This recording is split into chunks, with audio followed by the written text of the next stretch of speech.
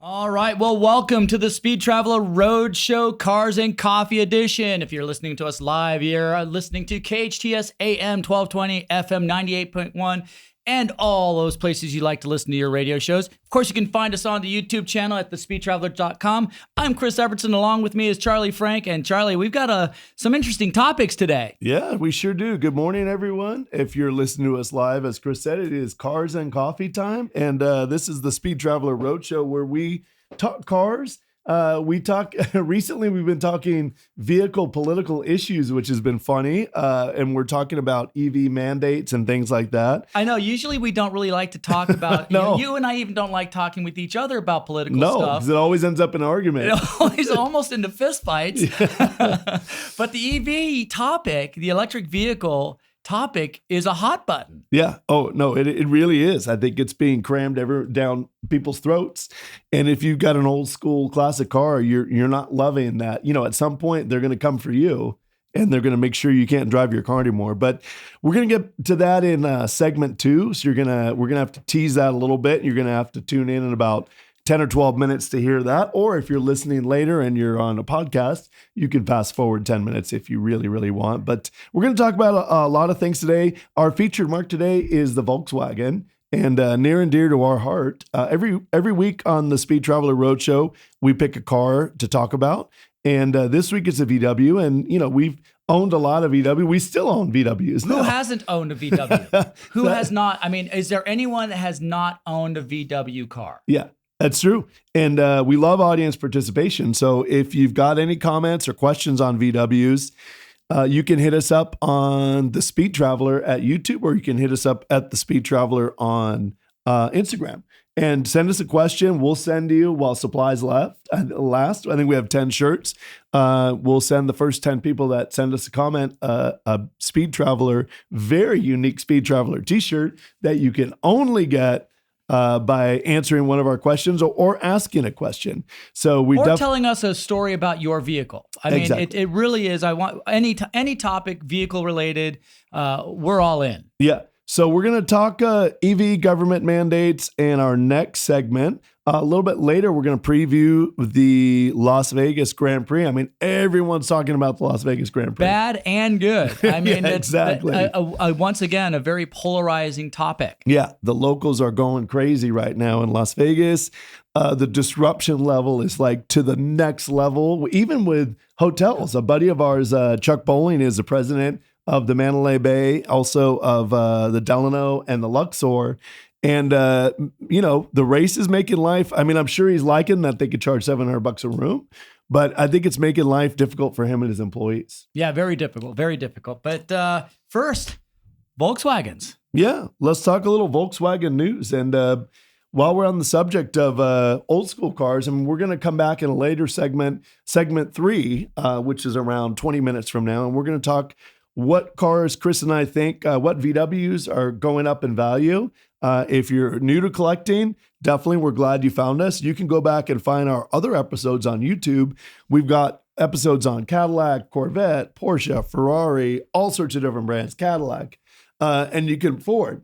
You can go back and find, if you're interested in one of those specific brands, go and do yourself a favor and check out the Speed Traveler on YouTube so you can see what we have. But today we're talking about the Volkswagen, and there's some Volkswagen news out, Chris.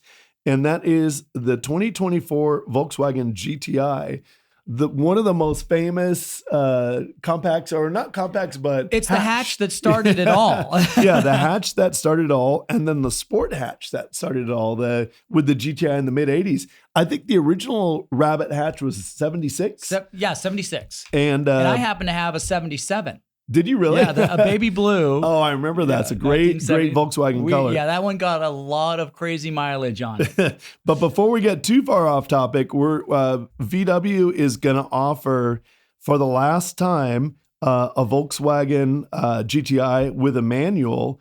It's at the 2024 Is it the last year. GTI or is it the last manual?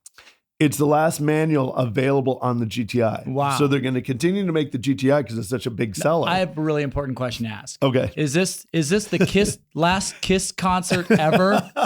last GTI manual? Yeah, because it's been what? It's been 25 years of the last Kiss concert ever.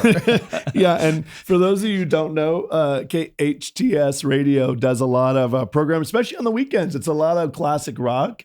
And yeah, Chris and I had a good laugh this morning when we were talking about this is proposed to be the last GTI Volkswagen that's going to have a manual. But we had to laugh because for those Kiss fans out there, no offense to you, we love Kiss. But man, what are they on year 25 of their final concert? Well, we had to confer with Ricky, our Kiss savant, if you will, and he did say it was 25 years of the last concert. He went to what he had to work really, really hard. You'll tell the story a little bit better than I do because you have more information on that.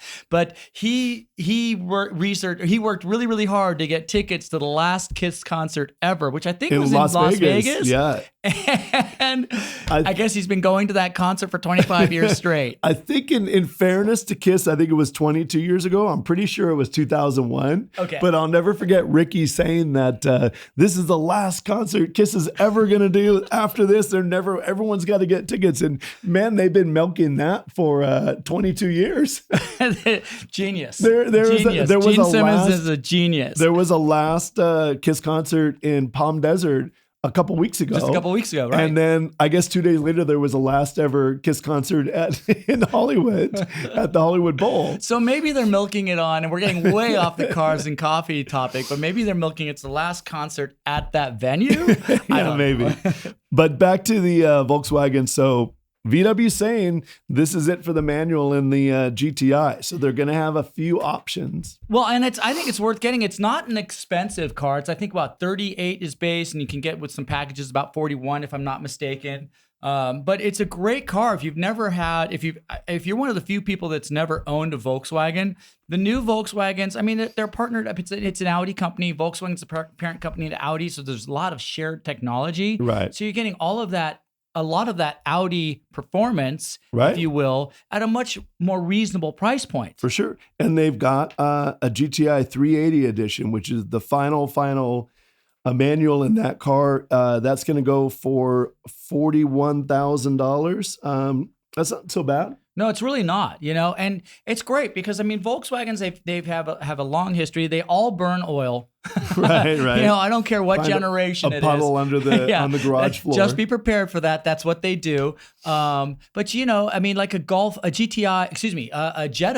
wagon for about $21,000. Right. I mean, an incredibly utilitarian vehicle. I've had a number Jetta wagons. I loved it. Everyone thought I was an idiot. It's the perfect little surf mobile. You can stuff your surfboards in there. If you're a cyclist, you throw your bikes in there, and it's in the car. And it's a small little car. It fits in any parking space, and it gets tremendous mileage. Yeah. It's awesome. So, I mean, the current model Volkswagens, I'm a big fan of them. I know they took the hit a few years back with the diesel, but they took the hit for everybody. They did. Which is another topic. They kind of bit the bullet, and all the other brands paid Volkswagen to take the bullet, if you will. Right. But going to some historical GTIs, like we talked a little bit about Volkswagens. We talked about the 80s era GTI. It was called the GTI here in the US. It was the Golf in Europe. Yeah. And then I think it was in 86 that they brought the Golf badging to the US. Man, somebody had too much coffee this morning. Jesus. Was that the longest sentence in the history of the world? Or? I do not know what a period is. Did you take a breath during that? Did that download? Not at all, not one. But just to add to what you were saying, the Golf R is still available in a manual, which I think, that makes me think this could be a little bit of the Kiss thing where they're trying to get everyone to buy the final GTI manual, but you can still get, as you brought up to me, I don't know the VW brand as well as you do. I didn't realize the Golf R is still available in a manual. Yeah. And that's 315 horsepower. Which, I mean, it's a boatload of horsepower for a very compact and light little vehicle. Yeah, great car. And I believe it's also it's front wheel drive, but it's also available in all wheel drive. And I'll have to double check on that, but I'm 99% certain that that will also be available in the all wheel drive package, which makes a lot of sense. Again, the Audi Volkswagen shared technology. Audi's Volkswagen's parent company to Audi. And there's a lot of shared technology there. So it makes sense they have the all-wheel drive package. All right. Well, we're going to take some calming tea during the next break. Then we're going to get back to government mandated EVs. I need your moms. I need Nana's whale music. I know, right? The sounds of the sea. Sounds of the sea. This is the Speed Traveler Roadshow on KHTS Radio. You can also catch us on hometownstation.com. You can also catch us on all the favorite places you like to get your podcasts and on YouTube under the Speed Traveler. We're going to take a quick break and come back with a little government mandate talk. All right. Well, welcome back to the Speed Traveler Cars and Coffee Edition. This is the Traveling Roadshow. We will be traveling actually in some upcoming events. Great news we'll be talking about in a few moments. If you're listening to us live, it's on KHTS AM 1220, FM 98.1. And you can hear us anywhere you listen to your favorite podcasts. Of course, check us out on the YouTube channel and our Instagram accounts and social media accounts, all of them at The Speed Traveler. And Charlie, this is where we kind of get on our little debate boxes. And we're going to talk EV mandates, the whole EV industry, the electric vehicle industry, what that's doing to the car industry, what that's doing to the earth, as far as being earth friendly. And it's a hot topic. It's a hot button. It's such a polarizing subject matter. I mean, what we're here in California, what Governor Newsom is doing and mandating that we do, what we're doing as individuals. I mean, we have tons of classic cars that are all going to be running on dinosaur fuel. Right. It's a hot button. When we get on this subject, it's pretty funny because we're not political. And we rarely really hard not to be political. And we rarely even have political arguments because it's like a no-win situation.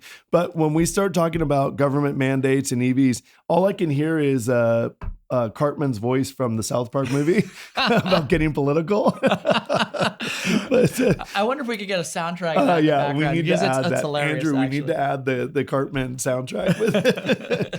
But it's a hotbed, or it's a very hot subject, and it's weird because we brought it up kind of on a fluke a few weeks ago, and man, were people passionate about this subject. Right. If you scratch the surface, if you're out there and, it's Saturday morning, if you're listening live, if you're at a Cars and Coffee event, at some point, they're going to come for you and they're not going to want you to drive your 67 Camaro anymore. Right. And who wants that? I mean, I think you and I are both saying the same thing. There's a place for EVs, maybe in a city, where there's lots of power, there's no power issues. But it shouldn't be the only choice. And the CEO of Toyota agrees with us. A few months ago, he questioned the logic in going down a path where you only have one choice. Yeah, one choice. And he got roasted on social media for no reason. Like, he's completely right. Yeah, it's kind of funny because it's creating an environment where old folks like us, I mean, I'm going to call us old. I don't think I'm old, but the reality is I'm an old man, a cranky old man, and I'm breaking out my rake and chasing you EV-loving kids off my yard. I'm not opposed to the electric vehicle. I'm not opposed to the battery technology, but to what you're just saying about, the conversations of, is it the right way to go? And is it the only path we should be looking at? And that's just stupid. Yeah, I agree. In my mind, do we ever do anything where we only look at one way to do it and we don't look at any other ways? I mean, that's like saying, hey, Charlie, I have a suggestion for you. And we're taking that part of the conversation out. Right. Hey, Charlie, do it this way. And that's the only way you get to do it. And I don't want to hear anything else. Right. We're doing it my way. And so that's our lovely government. But it isn't just government. It's somehow social media has bought into all this, with like the virtue signaling, right? Like, oh, I'm so amazing. I'm driving an electric car. And go ahead. What were you going to say? No. I mean, to this virtue signaling and everything, let's talk about those virtues. It takes how many yards, how many miles, how many square miles of earth does it take to mine cobalt and the materials that go into a battery? Yeah. And everything like that, and it's in the hundreds of thousands to mine for one car battery. Yeah.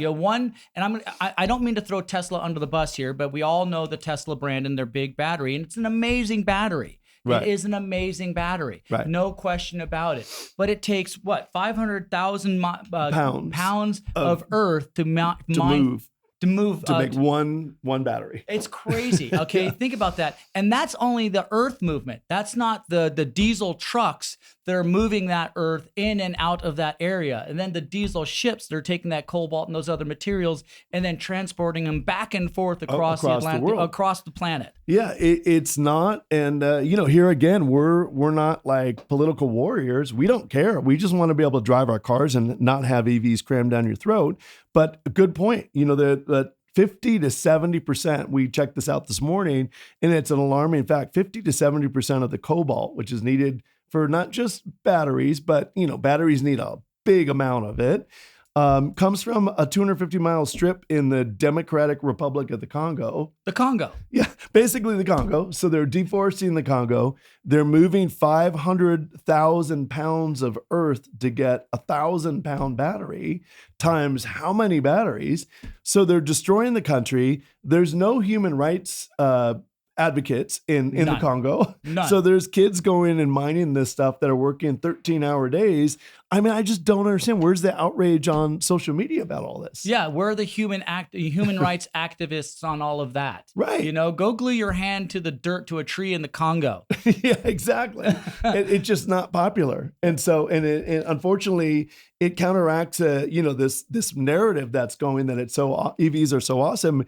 And here again, we're not saying they're the worst thing, but I like your analogy of saying, okay, we're going to do it this way and this way only, and you have no say in the matter. Yeah. I don't remember voting in California for going to all electric vehicles in 2035. No, I never voted for it. Yeah. I would never. My big X would be on the no stamp on that. Yeah, exactly. It's and again, I have to reiterate, it's not that we're against the electric car. We're not against the battery. Right. However, again, saying this is the only way to do it, and this is the only way we're moving forward. So what are we going to do with all the trains?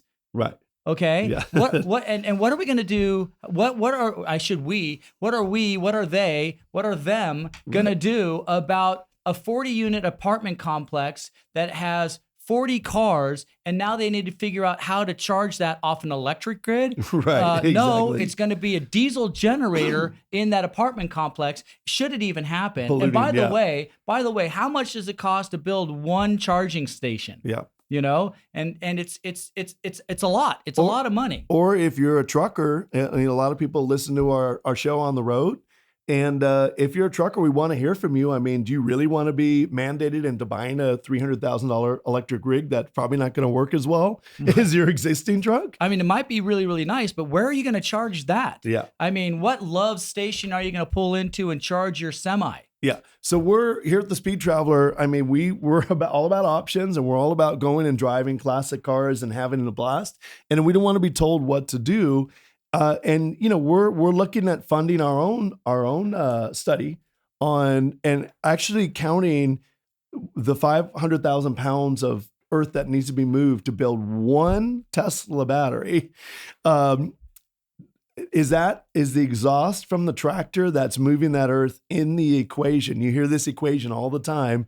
Oh, after 1.5 years, the electric battery starts becoming more green than a combustion car. I don't buy it. Yeah, I don't buy it either, because they're not including this calculation on what it costs to move that earth.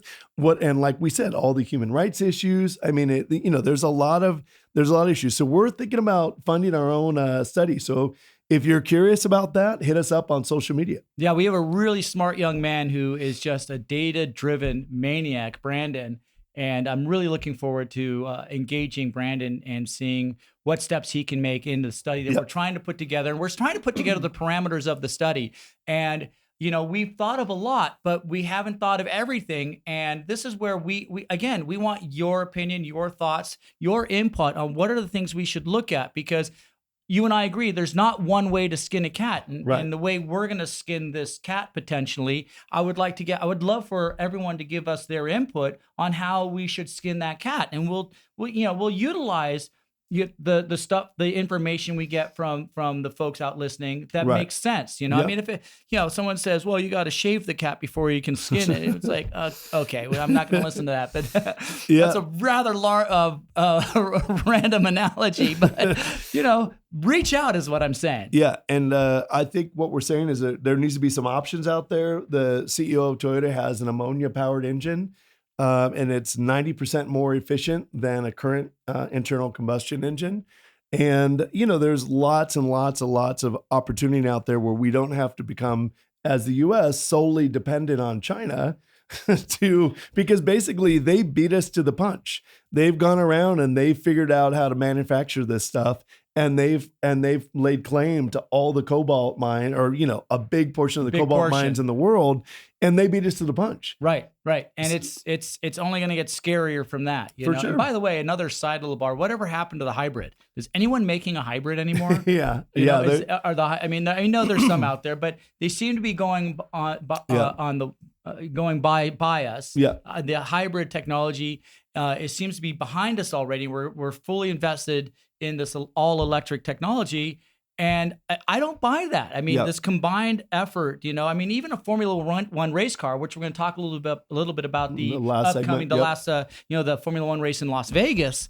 It's a hybrid car. I mean, are we really going to see an all hybrid Formula One race car, or all electric Formula One race car? I mean, there is a series out there, the E-Prix. Right. It's an all electric Formula series, but look at what they have to move to make that event happen. For sure. It's you can't just go into a town and plug in and have a Formula E event. No, and I think even if you look at the whole structure of how our government works, they're giving big incentives to rich people to buy $100,000 Teslas, and the guy at McDonald's that's making $17 an hour, his taxes that he takes out of his tiny little paycheck are going to pay for the subsidies for people to go buy Teslas. Yeah, think about the family we were just talking to at Jimmy Dean's. Jimmy Dean's a small little burrito place, and how is that business, and their staff going to afford, getting a $80,000 all electric car to go to their facility, go to that little restaurant. And then how are they going to charge that car at that little restaurant when there isn't a quote Tesla charging center within 15 miles of them? Right. Yeah, it's a real problem. It's a real problem. We're going to talk about it more. If you want to hit us up, once again, you could get us at The Speed Traveler on YouTube, The Speed Traveler on Instagram, and send us a note. And we'd love to talk more about this. I think we'll have a guest on in a couple weeks to talk about some of the real scientific details of how bad the electric cars are going to be for the future. But you are joining us here on Cars and Coffee Time on Saturday mornings. This is the Speed Traveler Roadshow. We're going to come back after the segment, and we're going to talk about something a little lighter. We're going to talk about our picks for collector cars, VWs in the future. And once again, I'm Charlie Frank, and I'm joined by Chris Evertsen, and we'll be right back. All right, well, welcome back to the Speed Traveler Roadshow. This is Cars and Coffee. If you're listening to us live, it's KHTS AM 1220 FM 98.1. I'm Chris Evertsen along with Charlie Frank. And on to some slightly lighter information. We're going to talk a little bit about our favorite picks of the week, which is going to be the classic Volkswagen. That's our marquee car of the day. And, a little bit about us, Charlie, is that Charlie and I have actually known each other for a very, very long time. And, we got into motorsports very, very early, actually through different paths. But then collectively the same path. I mean, your brother, Ralph, was our safety monitor. Ralph was taking us to Trans Am car races back in the Riverside Raceway. My mom was a gearhead, and she took me to my first Formula One race in Europe a long, long time ago. Ralpho took both of us to tons of races. My mom took us to races. We traveled all over the place. And we've just been infatuated with cars since a very small age. I remember as a kid, Charlie, this is kind of a off subject just a little bit, but I had a huge Hot Wheels collection. And my big thing, I always took everything apart, and I would take the wheels off my Hot Wheels, and then I'd hand them back to my brother Rolf and say, put them back on. It just drove him nuts. So, it started. Let me do a 2 minute or a 2 second tire change on a Hot Wheel. Hot Wheel. Formula One style. So Yeah, get 12 guys over the wall. I'm glad you brought up who we are, because I think we just kind of get on the radio show here on the Speed Traveler Roadshow, and people have no idea who we are, what our background is, why they should trust us on our opinions. Oh, they shouldn't. They shouldn't trust us at all. But yeah, we have been involved in motorsports our entire lives. We race the U.S. Touring Car Championship now. Actually, we were just in Thunder Hill this past weekend for the 25-hour race. You came in third in class. Yeah. In the Bomber. That was a good result. Yeah, great drive by Matthew with Garagistic, a new partner for our Speed Traveler Bomber, number 37 BMW. But yeah. Yeah, but we've spent our whole lives around racing. Like you said, we would go to Riverside Raceway when we were 3 and 4, 5 years old. So we grew up. That was a track out in the Riverside area. I remember picking tires. Yeah, it's a mall now. I remember picking tires out of Greg Pickett's Trans Am. Yeah, rocks out of his tires. Yeah. Tires out of his tires. Tires out of his tires. Yeah, rocks out of his tires. But yeah, I guess I might need another coffee. Yeah, I think you need another coffee to get through segment C. But people ask, why they should listen to us on this stuff, and we've bought and sold over 100 cars, and we've lost our butts on some. And as we got a little older, we definitely are getting smarter, and we like to share that info with our listeners. Also, if you want to reach out to us and you have a specific question, we'd love to hear from you. You can reach out to us on the Speed Traveler on YouTube or the Speed Traveler Instagram. Also, we're talking today about doing our own Speed Traveler Cars and Coffee. So we're going to try and get our whole group of listeners together in maybe Santa Monica. Yeah, that's pretty exciting. And if you're interested in finding out more about our live Cars and Coffee, where we do our radio show at our Cars and Coffee event. Right. Wow, that was a tongue twister for some reason. Yeah, we'd love to hear from you on that too. All right. Well, we're going to get on to our picks of the day. Our featured marque today is Volkswagen. So we're going to talk a little bit about Volkswagen. We both have owned Volkswagens, and we still own Volkswagens. So I'm going to go to you first. You had I thought it was the 80s, but you just said it was a 70s Rabbit. It was a 77. It was a 77 Rabbit. I bought it used. Actually, my parents bought it, but I paid them back for it. Yeah. So it was really cool. It was kind of a little bit of a family car. Wasn't my first car. Unfortunately, my first car got stolen, and this was the replacement.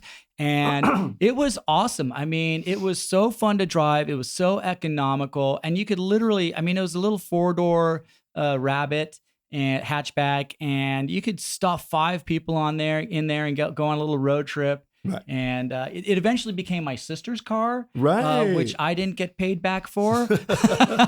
How does that always happen? Yeah, that always happens. And she made good use of that, and she drove that thing across country. And I ended up getting a 1983 GTI. Ah, that's right. Yeah. You did. And those cars are out there now. We looked this morning. I mean, they're creeping up. So if you want to get one, it's really not a bad time to get them. We found one this morning for $15.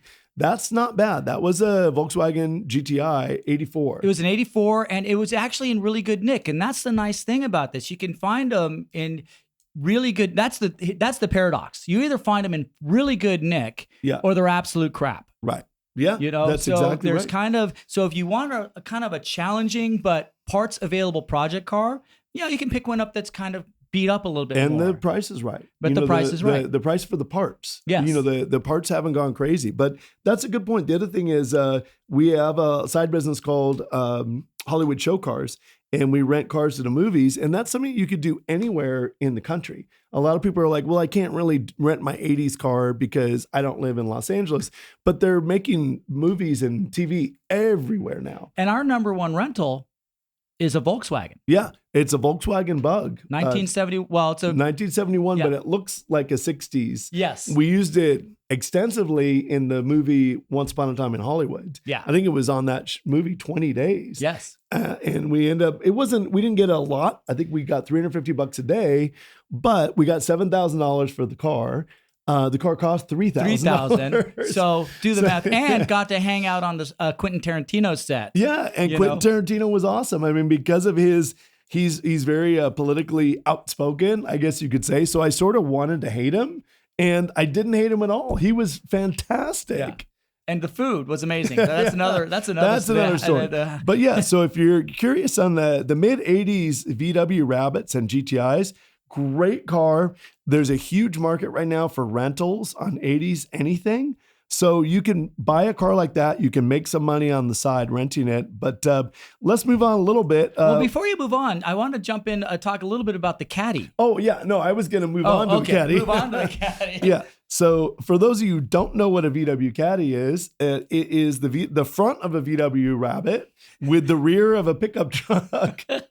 Yes, and they actually did make this. If you go on Craigslist right now or go on Google and find it, you'll see what it looks like. And it is a future project car of ours. We've been scouring, and I got to tell you, it's been an extreme challenge. We found some that are, they're okay, but the dollar amount, the asking amount is just a little bit too high. Right. But then when you do see one in good nick, that number is also really high. Yeah. So it's kind of that, that golden goose kind of Caddy car, Volkswagen car. It's really cool.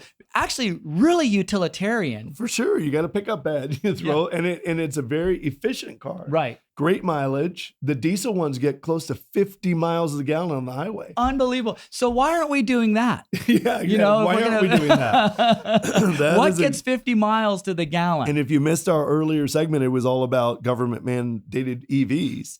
And so, I agree with you. Like we should be, and that was in the 80s. Yeah. They were getting almost 50 miles a gallon. Imagine what they could do now.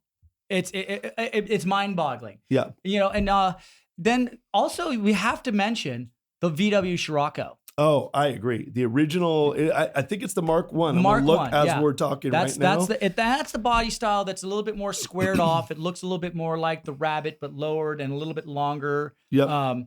Really cool car. I agree. Great looking car. Not super fast, but nothing was from those early 80s, unless you're talking about like a Porsche 930 turbo. We kind of went through the gas crisis. Right. And, from the end of the 70s. So all the new cars were, being pushed into being much more efficient. Yeah. Efficient. Right. Exactly. We could do this in the 80s with a combustion engine.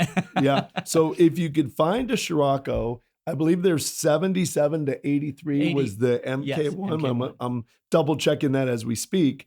They're not easy to find. And one great way to try and find them, as we always say this on the Speed Traveler, is go into Craigslist, go for cars for sale, go to Los Angeles or wherever you happen to live, go to the far left, pull down menu and go to map. And you could search the entire half of the country and find someone who's fixing it and got frustrated, and that's where you're going to get a good deal. Yeah, you know what? You're keying on something that's really important, or a really good way to look for, or car to pick. And it doesn't matter if it's a Volkswagen or anything else. It's someone that started a project and they've, it's been going on for a number of years. They've been working on this project car. It's been in the garage. And, lives change. People have babies. People move on. Economic impacts have an effect. They're moving, whatever it is. But you find these half finished, 3/4 finished project cars, and a lot of the heavy lifting has been done. Now, the important thing there is to question the work that has been done. That's true. We've learned the lesson on that one the hard way as well. So if you do find a project car like that, it's a great way to jump in with wet feet and have a lot of the work done, but make sure you inspect that work and that it's been done well and correctly. Yeah, but that's a good point on the, those are all great cars. The VW Caddy, have your eye out. You'll see them. You'll see them in people's front lawns or in an old garage and stuff like that. Scirocco's. The Mark 1 I just double checked was 74 to 1981. 74. Wow. 74 to 81. So that is, the Scirocco is really a car that's going up in value if you could track one down. And then, of course, the Beetle. I mean, we paid $3,000 for it in 2018. You can't find them for $3,000 anymore running well. Not running well, but there are tons out there. And there are a lot of fixer-ups. I just found one last week, and it was unfortunate. It was really well done. It was well finished, and it happened to have a frontal impact, which for a bug is actually good news because the engine's in the back. So the mechanical part of that wasn't damaged, and the front end is fully replaceable. You're still asking a little bit too much for the car. I almost got it.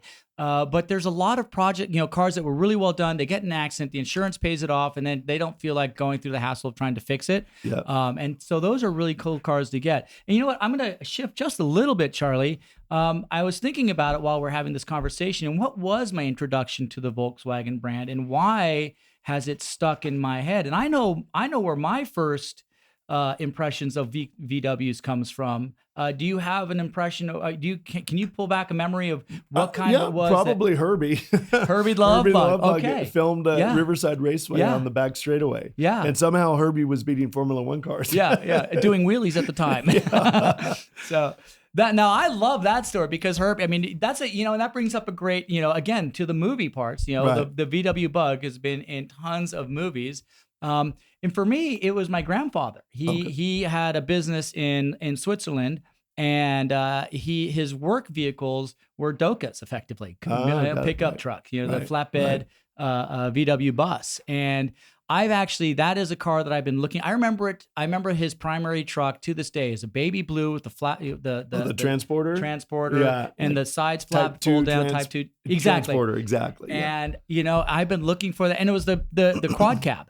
And I remember that truck to this day, and it's something I've looked for forever, and I just haven't been able to find anything for under $70K. Oh, yeah, the pricing went crazy on that. Crazy. But hey, we are running out of time here on this segment. This is the Speed Traveler Roadshow, where we talk all about cars. We're going to come back in a minute here, and we're going to preview this weekend's Las Vegas Grand Prix. We'll be right back. All right, well, welcome back to the Speed Traveler Roadshow. This is Cars and Coffee. If you're listening to us live on Saturday morning, it's KHTS AM 1220, FM 98.1. Of course, we're available wherever you listen to your favorite programs, and on YouTube and Instagram and all the social medias at The Speed Traveler. To my left, it's Charlie Frank. I'm Chris Evertsen, and we're moving on to racing news in this segment. Yeah, it's a big weekend. It's funny, a buddy of ours here, Andrew, in the studio's got his Raiders shirt on, and apparently last night in the Raiders game, I missed it, and you missed it because we were towing a trailer after the 25 hours of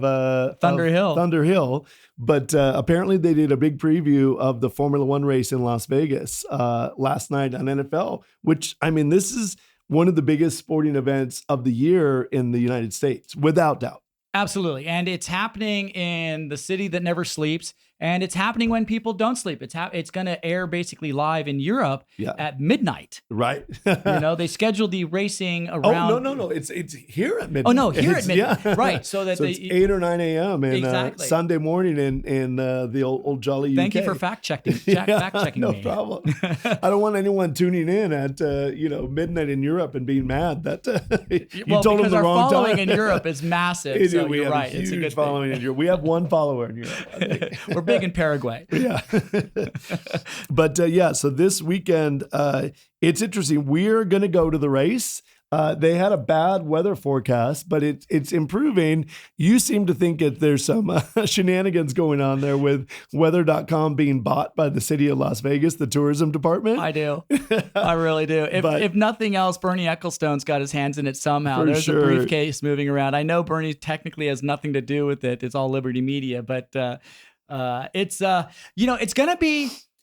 Again, we've been having some polarized conversations. The Las Vegas Grand Prix is kind of a polarized topic for the F1 community versus the city of Las Vegas and the Las Vegas community. I mean, I have a lot of friends that live in Las Vegas, and they're just grousing about it. No, it's rough. We were there doing a BMW event, and we were towing a trailer in this big long truck, and we took a wrong turn. We ended up on the Strip. And we were aiming for Albuquerque. Yeah, it was a nightmare. There was so much construction. Now that was a few months ago. Yeah. But the locals, pretty rightfully so, are pissed. I don't know what the Ubers and Lyfts and the cabbies are going to do, because they obviously have come up with some ways to get around the circuit. But I mean, the circuit's right in the middle of the Strip. It goes down the Las Vegas Strip. Right. I mean, you can't be more center of Las Vegas than that. Yeah. It basically, if you know Vegas at all, it turns left, which I guess would be south, onto the Strip around the Wynn, and it heads all the way up past Paris, and then makes a left turn, just past that area. So I mean, that's a big chunk of the Las Vegas Strip. And I'm curious, I mean, is this about the race itself? Or is this event being billed about the all-night rave? I mean, the new Sphere, which is an amazing facility. I saw it for the first time illuminated when I flew into Las Vegas a few weeks back. And I mean, it's impressive. Yeah, you know, it's incredible. and is this more about the rave and the lifestyle, Right. or is it about the race? Yeah, no, You know? I'd say it's about going to Vegas, first. And we just picked up our tickets. The guy who sold us our tickets in was in of all places Bulgaria, and so we just got tickets from a guy in Bulgaria that was going to come to Vegas for this big weekend. So I think there's a lot of that going on. Let's see what happens. It's a first time race. It's an ambitious project. There's going to be some little gremlins. There this always weekend. are. There always are. And, there's going to be some controversy about what's going on. Like, I mean, I understand that a couple days ago, they went down the strip in the dark of night and cut down all the trees. Yeah. Oh, yeah. People were not happy about that. Yeah. Talk about being EV friendly. Yeah. Apparently they're gonna replace them. Yeah. When of course the race they are. is Of course over, they are. yeah. But, but it's still the aesthetic of chopping down. I think it was 120 trees. Yeah. So people could see. It's crazy. But on the race itself, we've talked about the event in general. On the race itself, do you see any difference? You see any of the other teams, McLaren or Mercedes, getting any closer to the all-conquering Red Bull of Max Verstappen? So here is my take on that. And I'm excited for the young drivers that have the least amount of experience in Formula One, because this is a new track to everybody. And everyone's got the same simulator time. So guys like Yuki Tsunoda, are going to have and Oscar Piastri and a host of the others who haven't been on the circuit as long as, say, Lewis Hamilton has been, who has millions of laps on Silverstone circuit. They all have the same number of laps on this track physically, and that's 0. So I think it's going to be interesting to see who's fastest. Yeah, and you know what? Those are the young guys, and then at the other end of the spectrum, you got guys like Daniel Ricciardo. This is a great opportunity for him to go out there and blaze some fast laps. And he historically learns new tracks very, very quickly. And that's why I brought it up, is that I think he might be fast, and it'd be an opportunity for him to shine. And he has been shining. He did great in Mexico. I think he had a 7th place. He was qualified 4th. Yeah. He was running in the top 5. I think they had sort of a bad timing on a pit stop, put him back to 7th. They were nowhere in Mexico, unfortunately. Right. But this could be a place, you bring up a good point, where he could shine. Yeah, and it's going to be exciting. Now, you can't discount, we're not discounting the Red Bulls at all. Well, let me rephrase. We're not discounting Max Verstappen. Right. Right. I mean, I don't want to bag on Sergio Perez, but I just don't understand where he went. He showed promise again in Mexico with this qualifying. And then he went out, and then in Brazil he was fast, but he wasn't nearly as fast as Max. So really the Red Bull team is kind of wrapped around Max in his championship season, all dominant season. Yep. Ferrari's showing pace, but they're not. It's hit and miss. It's hit and miss. And Mercedes, wow, they really struggled in the last race. They did.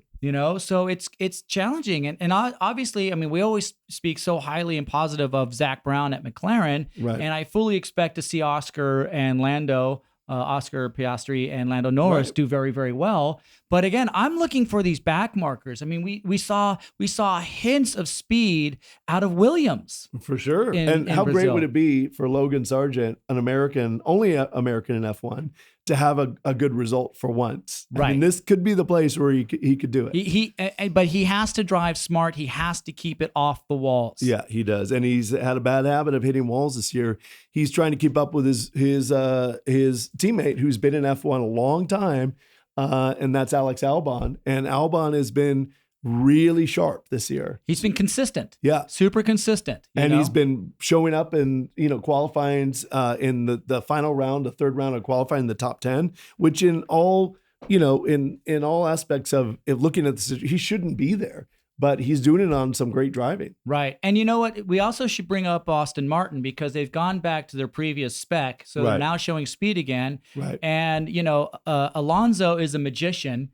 Agreed. And I like Lance Stroll. A lot of people seem to be anti-Lance Stroll, anti-billionaire son. Right. But I really like Lance Stroll. I think he's a solid driver. He doesn't complain. He does the work. He makes mistakes, as we all do. Right. I mean, I made one at Thunder Hill in the past race, but it didn't cost me, fortunately. I just went off for a moment. which is a sidebar we'll get into later.